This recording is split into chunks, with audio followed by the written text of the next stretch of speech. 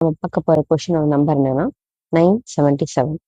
Question title வந்து squares of a sorted அரேன்னு சொல்லியிருக்காங்க. ஃபர்ஸ்ட் ப்ராப்ளம் ஸ்டேட்மெண்ட் படிச்சிடலாம். Given an integer array nums.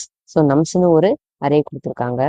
In non descending order. Non descending ஆர்டர்னா அப்போ ascending order அர்த்தம். Ascending order அப்படின்னா small to big. Small to big தானே ascending order. So small to big ஆர்டர்ல இருக்குது. Return an array of the squares of each number sorted in non-descending order. So ஒரு nums கொடுத்துருப்பாங்க. அந்த நம்ஸை அதுக்கான square கண்டுபிடிக்கணும். ஸோ 1 கொடுத்துருந்தாங்கன்னா 1 ஸ்கொயர், 2 கொடுத்துருந்தாங்கன்னா 2 ஸ்கொயர், 3 கொடுத்துருந்தாங்கன்னா 3 ஸ்கொயர். ஸோ இதை கண்டுபிடிச்சு இதை நம்ம சார்ட்டட் ஆர்டர்ல ரிட்டர்ன் பண்ணணும். இதுதான் கொஷின். ஸோ ஃபர்ஸ்ட் எக்ஸாம்பிள் என்ன கொடுத்துருக்காங்கன்னு பார்ப்போமா? -4, -1, 0, 3, 10 கொடுத்துருக்காங்க. இதுக்கு ஆன்சர் அவங்க என்ன எக்ஸ்பெக்ட் பண்றாங்க அப்படின்னு பார்த்தோம்னா, -4 ஸ்கொயர் பண்ணோம்னா என்ன வரும்? -4 ஸ்கொயர் பண்ணா நமக்கு 16 கிடைக்கும். ஸோ மைனஸ் வந்து நீங்க லீவ் பண்ணிங்க. So -4 × -4. So minus minus plus ஆயிடும். ஸோ 16 கிடைக்கும் இல்லையா? ஸோ இது 16. இங்க 1 தான் கிடைக்கும். 0 × 0 0, 3 × 3 9, 10 × 10 100. பட் நம்ம இந்த ஆர்டர் ரிட்டர்ன் பண்ண முடியாது. ஏன் ரிட்டர்ன் பண்ண முடியாதுன்னா, அவங்க சார்ட்டட் ஆர்டர்ல கேட்கறாங்க. சார்ட்டட் ஆர்டர் என்ன? Small to big. ஸோ 1 0 இதெல்லாம் இருக்குல்ல. ஸோ இதெல்லாம் சார்ட்டட் பண்ணணும். ஸோ இந்த அரேவை அரேஸ் டாட் சார்ட்ல யூஸ் பண்ணணும். அரேஸ் டாட் சார்ட்னு சிம்பிளா இருக்கிற ஃபங்க்ஷனை யூஸ் பண்ணோம்னா நமக்கு இந்த ஆன்சர் எப்படி கிடைக்கும்? Small to big numbers 1 0 0 1 9 16 100. So இதுதான் ஃபைனல் ஆன்சர் அவங்க எக்ஸ்பெக்ட் பண்றாங்க. இதை தான் நம்ம வந்து ஒரு கோட்ல எக்ஸிக்யூட் பண்ண போறோம். கோட் வந்து நம்ம எல்லாமே ஜாவால தான் எழுதியிருக்கோம். ஸோ ஜாவால எப்பவுமே எல்லா சொல்யூஷன்ஸையும் கிளாஸ்க்குள்ள தான் எழுதுவோம். இந்த கிளாஸ்க்கு நம்ம சொல்யூஷன் பேர் வச்சிருக்கோம். ஓகே, நெக்ஸ்ட் இது ஒரு ஃபங்க்ஷன் இல்லையா? So function public R private இருக்கலாம். இந்த இடத்துல நம்ம பப்ளிக் யூஸ் பண்ணியிருக்கோம்.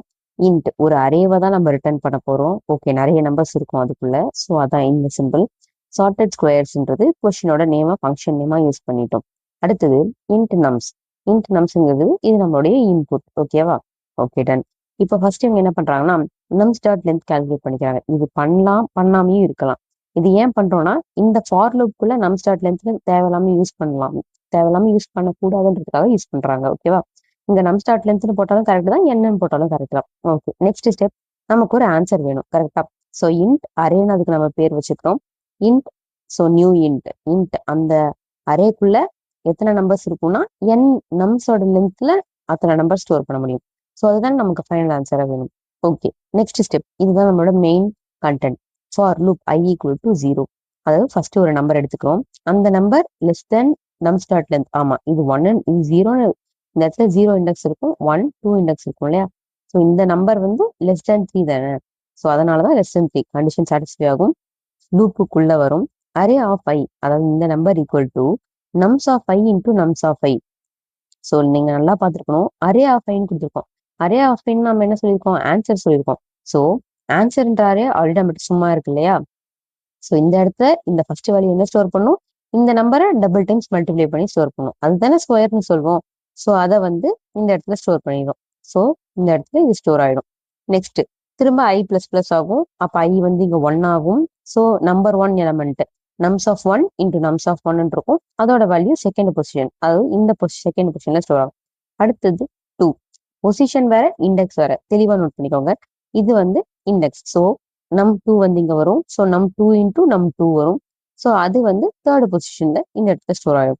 ஸோ கடைசியா நமக்கு ஆன்சர் என்ன சொல்லியிருக்காங்க? ஆன்சர் வந்து அசெண்டிங் ஆர்டர்ல வரணும்னு சொல்லியிருக்காங்க.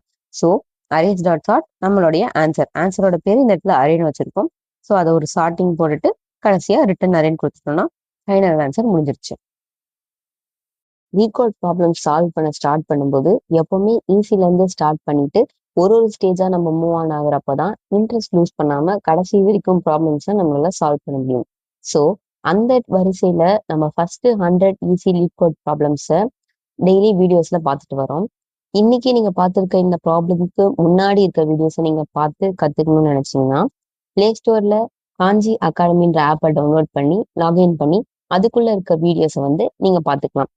இந்த கோட் எல்லாத்தையுமே ஜாவா மூலமா மட்டும் சால்வ் பண்ணாம சி, C++, பைத்தான் போன்ற மற்ற எல்லா லாங்குவேஜஸ்லயும் நம்ம சால்வ் செய்யலாம். ஸோ ஆப்ல போயிட்டு உங்களுக்கு மீதி இருக்க கொஸ்டின்ஸை ட்ரை பண்ணி